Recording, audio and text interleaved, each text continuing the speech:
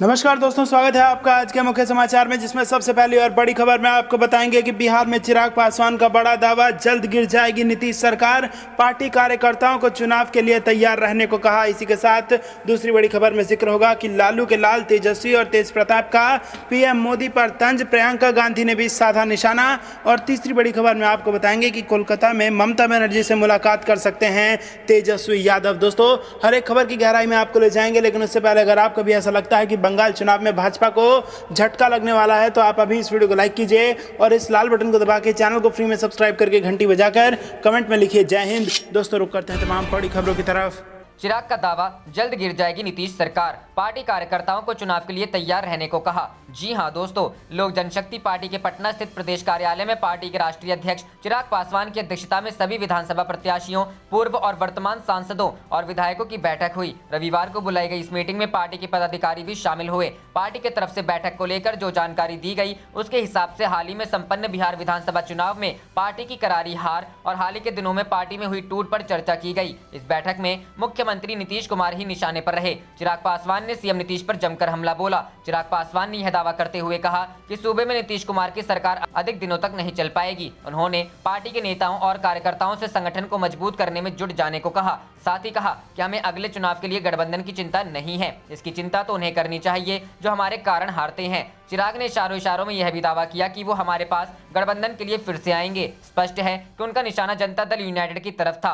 LJP के राष्ट्रीय अध्यक्ष ने नीतीश सरकार द्वारा लागू शराबबंदी पर कहा कि इसके नाम पर बिहारियों को तस्कर बनाया जा रहा है। बिहार की माताएं बहनें अपनों को तस्कर बनते नहीं देखना चाहती। उन्होंने कहा कि मुख्यमंत्री के साथ साथ सभी मंत्रियों को भी पता है कि रोजगार के अभाव में यहाँ के लोग शराब तस्करी की तरफ बढ़ रहे हैं, लेकिन सरकार को मानो साफ सूंघ गया है। चिराग ने सूबे की कानून व्यवस्था पर भी कहा कि आए दिन यहाँ हत्या, लूट और बलात्कार हो रहे हैं। कानून व्यवस्था के मोर्चे पर नीतीश सरकार पूरी तरह से फेल हो चुकी है।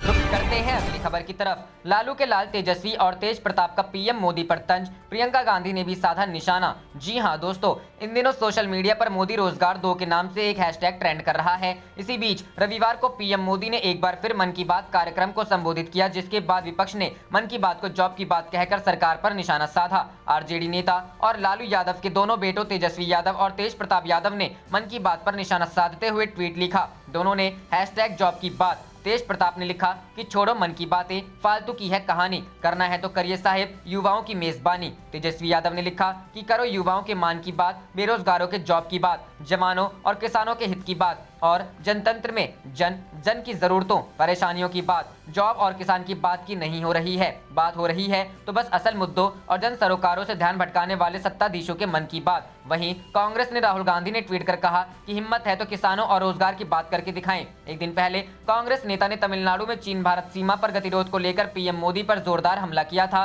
वहीं कांग्रेस महासचिव प्रियंका गांधी ने लिखा कि कैसी सरकार है ये, जब युवा करते हैं जॉब की बात तो उनको सरकार भेज देती हवालात। युवा अपने हक की बात करेगा, सरकार का धर्म है कि युवाओं की बात करे एवं उनकी बात सुने भी। रुख करते हैं अगली खबर की तरफ। कोलकाता में आज ममता बनर्जी से मुलाकात कर सकते हैं तेजस्वी यादव। जी हां दोस्तों, राष्ट्रीय जनता दल पश्चिम बंगाल और असम के चुनावी रण में उतरने जा रहे हैं। असम में पार्टी ने विधानसभा चुनाव के लिए दोस्त तय कर लिए हैं, जबकि बंगाल में पार्टी की पहली पसंद तृणमूल कांग्रेस ही है। सोमवार को नेता प्रतिपक्ष तेजस्वी प्रसाद यादव की ममता बनर्जी से मुलाकात होने की संभावना है। वहीं असम में पार्टी एआईयूडीएफ कांग्रेस सहित कई अन्य दलों के गठबंधन में शामिल होकर चुनाव मैदान में उतरेगी। तेजस्वी यादव अपने 4 दिवसीय दौरे के क्रम में रविवार को कोलकाता पहुंच गए। वहां बेलिया घाट में आयोजित कार्यकर्ता सम्मेलन में उन्होंने पार्टीजनों की नब्ज टटोली। पार्टी प्रधान महासचिव अब्दुल बारी सिद्दीकी का कहना है कि राजद नेताओं कार्यकर्ताओं ने भाजपा को हराने के लिए चुनाव में उतरने की बात कही। अंतिम निर्णय के लिए राजद सुप्रीमो लालू प्रसाद को अधिकृत किया। नेता प्रतिपक्ष सारी स्थिति से राष्ट्रीय अध्यक्ष को अवगत कराएंगे। सोमवार सुबह तेजस्वी फिर पार्टी के कुछ प्रमुख नेताओं संग मंत्रणा करेंगे। उनकी मुलाकात तृणमूल सुप्रीमो ममता बनर्जी से भी हो सकती है। पार्टी सूत्रों का कहना है राजद हर हाल में भाजपा को हराने वाले दलों संग मिलकर लड़ेगा। अगर ममता से बात नहीं बनी तो फिर पार्टी कांग्रेस और वाम दलों के गठबंधन में शामिल होने का विकल्प भी खुला रख रही है। इससे पूर्व शुक्रवार और शनिवार को तेजस्वी यादव ने गुवाहाटी में कांग्रेस के प्रदेश अध्यक्ष रिपुन बोरा और एआईयूडीएफ के अध्यक्ष सांसद बदरुद्दीन अजमल से कई दौर की मुलाकात की थी। राजद का आधा दर्जन दलों वाले इसी गठबंधन संग चुनाव मैदान में उतरना तय है। पार्टी यहां करीब दर्जन भर सीटें चाहती है। इस दौरे में पार्टी की ओर से दोनों राज्यों के लिए प्रभारी बनाए गए हैं। सिद्दीकी और राष्ट्रीय महासचिव श्याम रजक भी साथ हैं। रुख करते हैं अगली खबर की तरफ। भाजपा जजपा की बढ़ सकती है मुश्किलें, खट्टर सरकार के खिलाफ बढ़ रहा असंतोष, अविश्वास प्रस्ताव लाने की तैयारी में कांग्रेस। जी हां दोस्तों, 5 मार्च से शुरू होने वाले हरियाणा विधानसभा में कांग्रेस द्वारा केंद्र के कृषि कानून पर भाजपा जजपा गठबंधन सरकार को घेरने की तैयारी है। दरअसल कांग्रेस इस मसले पर सरकार के खिलाफ विधानसभा में अविश्वास प्रस्ताव लाने जा रही है, जिससे जजपा की धड़कनें बढ़ गई हैं। केंद्र के कृषि कानूनों के पक्ष में भाजपा के सभी 40 विधायक एकजुट हैं, जबकि जजपा के 10 विधायकों में से 4 असंतुष्ट विधायक ऐसे हैं जो सार्वजनिक रूप से केंद्र के कृषि कानूनों के विरोध में मुखर रहे हैं। जजपा के इन विधायकों ने उप मुख्यमंत्री दुष्यंत चौटाला की चिंता बढ़ा दी है। जजपा पर भाजपा से गठबंधन तोड़ने का इन विधायकों का भी किसान संगठनों के साथ दबाव रहा है। नारनौंद से विधायक रामकुमार गौतम, शाहबाद से रामकरण काला, गुहला से ईश्वर सिंह, बरवाला से जोगी राम सिहाग जजपा के ऐसे विधायक हैं जो गठबंधन सरकार के खिलाफ अविश्वास प्रस्ताव में कांग्रेस का साथ दे सकते हैं। केंद्र के कृषि कानूनों से पहले 2016 में भाजपा सरकार के लिए जाट आंदोलन सिरदर्द बना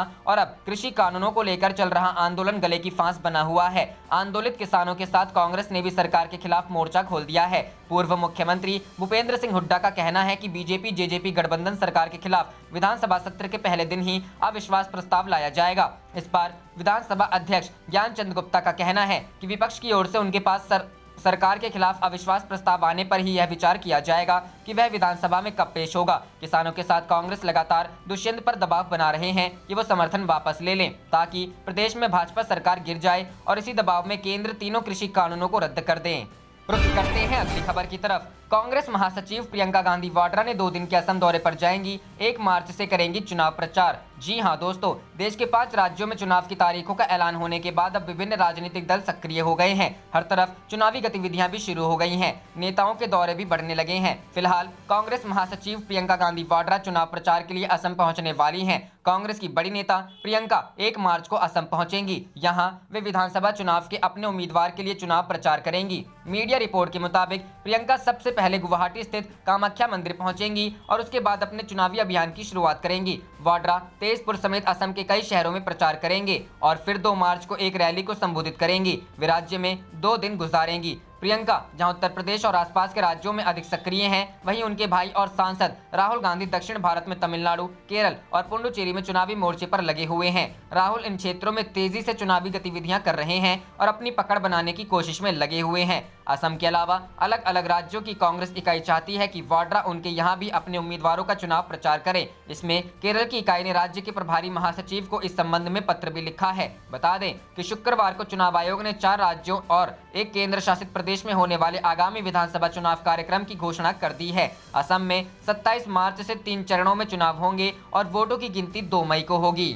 रुक करते हैं अगली खबर की तरफ। राहुल गांधी ने प्रधानमंत्री मोदी पर जमकर साधा निशाना। जी हां दोस्तों, कांग्रेस नेता राहुल गांधी ने चीन भारत सीमा पर गतिरोध को लेकर शनिवार को प्रधानमंत्री नरेंद्र मोदी पर जोरदार हमला किया और तमिलनाडु के लोगों के साथ भावनात्मक संबंध स्थापित करने का प्रयास करते हुए कहा कि वह राज्य के लोगों के साथ सिर्फ सम्मान और प्रेम आधारित संबंध विकसित करना चाहते हैं। तमिलनाडु में 6 अप्रैल को होने वाले विधानसभा चुनाव से पहले अपनी 3 दिवसीय यात्रा के दौरान राहुल गांधी ने प्रधानमंत्री मोदी, भाजपा और आरएसएस पर विभिन्न मुद्दों को लेकर हमला बोला और प्रधानमंत्री पर मुख्यमंत्री के पलानीसामी के माध्यम से तमिलनाडु का रिमोट कंट्रोल अपने हाथ में लेने की कोशिश करने का आरोप लगाया। गांधी ने खुद को ईमानदार बताते हुए कहा कि यही वजह है कि प्रधानमंत्री मोदी मुझ पर शिकंजा नहीं कर सकते और लगातार निशाना साधते रहते हैं। तिरुनेलवेली जिलों में अलग अलग जगहों पर जनसंवाद कार्यक्रमों के दौरान कांग्रेस नेता ने मोदी पर निशाना साधने का कोई मौका नहीं गंवाया और राज्य की अनादरमुख सरकार पर भ्रष्टाचार के आरोप लगाए।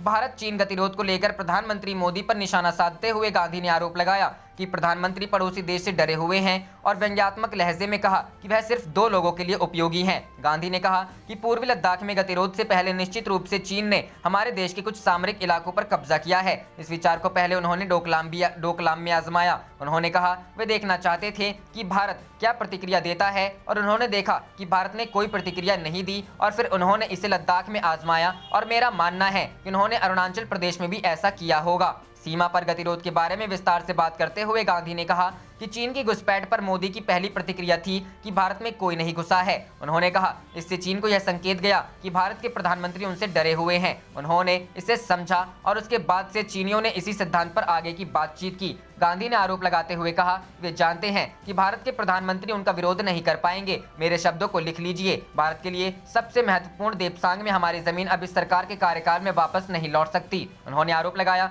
कि चीन को इस तरह का संदेश देना भविष्य के लिए काफी खतरनाक है, क्योंकि चीन केवल लद्दाख तक ही नहीं रुकने वाला। बाद में तिरुनेलवेली के नानगुनेरी में गांधी ने प्रेम और लगाव के लिए तमिलनाडु के लोगों की खूब तारीफ की और कहा कि उन्हें जितना मिला है उससे कई ज्यादा वह लौटाएंगे। उन्होंने कहा कि तमिलनाडु के लोगों के साथ सिर्फ प्रेम, सम्मान और लगाव की भाषा में बात की जा सकती है। गांधी ने कहा, मूल रूप से तमिलनाडु से नहीं आने वाले व्यक्ति के रूप में मैंने कुछ चीजें तुरंत महसूस की। मैं सबसे गरीब व्यक्ति, सबसे कमजोर व्यक्ति और सबसे ज्यादा तकलीफ झेल रहे व्यक्ति से मिलूं, लेकिन वे अपना सम्मान नहीं गंवाते हैं, वे अपना आत्मसम्मान कभी नहीं खोते। उन्होंने कहा, वह भले ही बहुत खराब अवस्था में हो, लेकिन वे अपना आत्मसम्मान और सम्मान बनाए रखते हैं। मैं इसकी प्रशंसा करता हूं। कांग्रेस नेता ने कहा कि अपने लघु और मध्यम व्यापारों की मदद से तमिलनाडु भारत को भविष्य में नई राह दिखाने वाला है। गांधी ने कहा, तमिलनाडु के लोगों के साथ मैं सिर्फ सम्मान और प्रेम का संबंध चाहता हूं, क्योंकि मैं समझता हूं कि सिर्फ ऐसा ही संबंध संभव है। मैं तमिलनाडु के लोगों के दया भाव और विशाल हृदय को समझता हूं और हमारे बीच सिर्फ ऐसा ही संबंध हो सकता है। मोदी पर निशाना साधते हुए कांग्रेस नेता ने कहा कि प्रधानमंत्री भ्रम में हैं और सोच रहे हैं कि वह रिमोट कंट्रोल के माध्यम से तमिलनाडु को नियंत्रित कर सकेंगे, लेकिन जनता बैटरी निकालकर उसे फेंक देगी। गांधी ने आरोप लगाया कि पलानीसामी मोदी के खिलाफ इसलिए खड़े नहीं हो पा रहे हैं क्योंकि वह भ्रष्ट है, ईमानदार नहीं है। उन्होंने कहा, नरेंद्र मोदी मुझे नहीं डरा सकते हैं। इसका एकमात्र कारण है कि मैं भ्रष्ट नहीं हूँ। चूंकि मैं भ्रष्ट नहीं हूँ, मैं उनके खिलाफ खड़ा हो सकता हूँ और उन्हें सच का आईना दिखा सकता हूँ। रुख करते हैं अगली खबर की तरफ। असेंबली इलेक्शन 2021, बंगाल में दीदी की हैट्रिक, असम में फिर बीजेपी सरकार, केरल में दोबारा लाल परचम, तमिलनाडु में स्टालिन का जादू। सर्वे। जी हां दोस्तों, पश्चिम बंगाल समेत 5 राज्यों में विधानसभा चुनाव की तारीखों का ऐलान हो चुका है। आप देख रहे थे आपका अपना चैनल जय हिंद जय भारत।